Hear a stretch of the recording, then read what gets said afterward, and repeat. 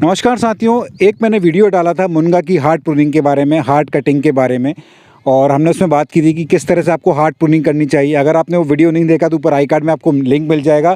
आज हम बात करने वाले हैं कि 14 दिन बाद वो जो हमने हार्ड प्रूनिंग की थी उसका भी रिज़ल्ट कैसा है, उसका स्टेटस कैसा है।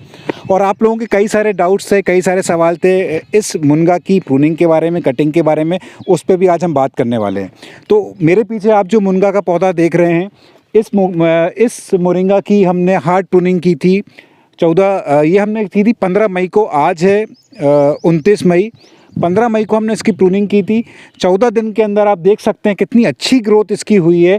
और इसलिए ज़रूरी है कि आपकी जो मुनगा की कटिंग है वो सही समय पे हो। अगर ये आपको कटिंग करनी है हार्ड प्रूनिंग, तो मई के पहले हफ्ते से 15 मई तक आप इसको प्रूनिंग कर सकते हैं। लेट ना करें, बिकॉज जैसे ही बारिश नज़दीक आएगी, मानसून नज़दीक आएगा, तो इसकी ग्रोथ थोड़ी सी स्टैग्नेंट हो जाएगी और इसमें फंगल रोग लगने के बहुत ज़्यादा चांसेस हैं। मैंने पिछले वीडियो में आपको बताया भी था कि मेरे से गलती हो गई थी। जब मैंने फ़र्स्ट टाइम इसकी हार्ड प्रूनिंग की थी, हमने जुलाई के महीने में कर दी थी, और जुलाई के महीने में करने का नतीजा ये रहा कि मेरे कई सारे पौधे मर गए थे। मोर्टेलिटी रेट बहुत ज़्यादा हाई हो गया था।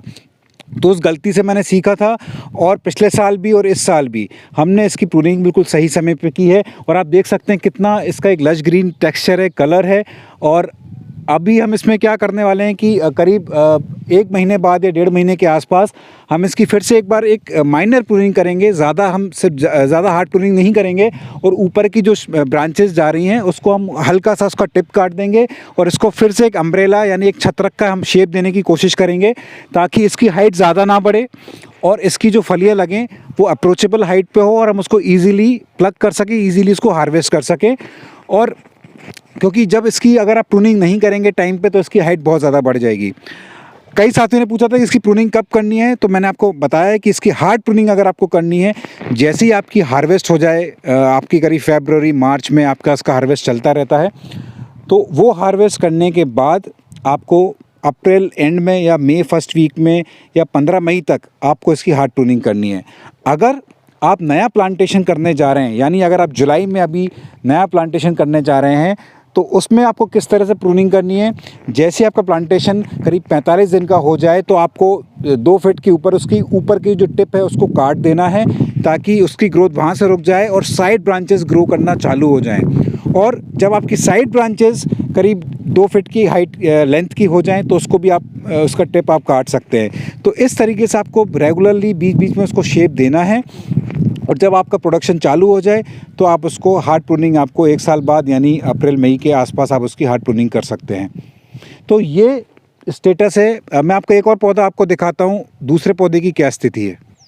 साथियों, ये देखिए एक और मुनगा का पौधा है। इसकी भी आप देखें कितनी अच्छी ग्रोथ हो रही है, कितनी सारी नए नए शूट्स, नई नई ब्रांचेस जहाँ हमने कटिंग की उसके आसपास नीचे से निकल रही है।